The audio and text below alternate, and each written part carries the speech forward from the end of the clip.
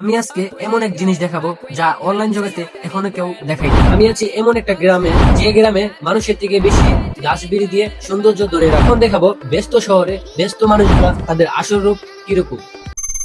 Wait, যদি কোনো ভুল ত্রুটি হয়ে থাকে অবশ্যই আমাকে ক্ষমা দৃষ্টিকে দেখবেন, কারণ ছোট মানুষ কোনো না কোনো ভুল করতেই পারে। তো এই জন্য আপনাদের কাছ থেকে আগে আমি ক্ষমা চেয়ে নিতেছি।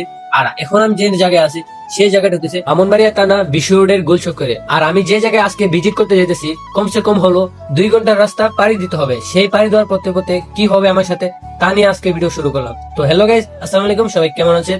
আলহামদুলিল্লাহ, আপনাদের দোয়া আমি অনেক ভালো।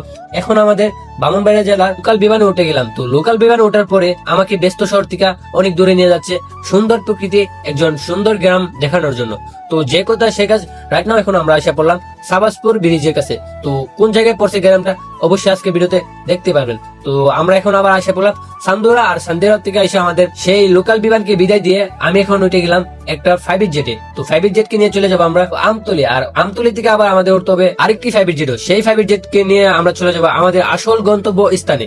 সেই স্থানটা কোথায় পড়ছে অবশ্যই আপনাদেরকে জানাবো। সেই ব্যস্ত শহরকে আমি বিদায় দিয়ে এখন চলে আসলাম আমরা বুল্লা একটা গ্রামে। তো গ্রামের যেরকম নামটা না বুল্লা, তো সেরকম নামটার মতনই গ্রামটা অনেক সুন্দর। 2 সাইড দিয়ে রয়েছে হাওয়ার, আর মাঝখানটা রয়েছে রাস্তা। সেই রাস্তাতে আমি চলে যাচ্ছি বুল্লা গ্রামে। তো গ্রামে যাওয়ার পথে যারা যারা আমার পেজটা এখনো ফলো করে নাই, প্লিজ আমার পেজটাকে ফলো দিয়ে আপনাদের পাশে রাখবে। ফাইনালি আমরা এখন আইসা পড়লাম আমাদের যে গন্তব্য স্থান ছিল সেই গন্তব্য স্থানে। গন্তব্য স্থানে আসার পরে আমি এখানে দেখতে পাচ্ছি মানুষ অল্প হলো, গ্রামটা অনেক সুন্দর। সেই গ্রামে আমি আজকে আশা পড়লাম ভিজিট করার জন্য। গ্রামের ভিতরে কি কি আছে হয়তো পুরাটা গ্রাম ঘুরে দেখাতে পারবো না, যতটুকু পারবো অতটুকু আপনাদের দেখাবো। আর আমি এখন যে জায়গায় আছি সেই জায়গাটা একদম নির্জন এবং চারপাশ দিয়ে শুধু গাছবিড়ি, আর কিছু কিছু আছে ঘর বাড়ি। তো সেই ঘর বাড়ি মেরে থাকে আমাদের মতন কিছু কিছু মানুষ।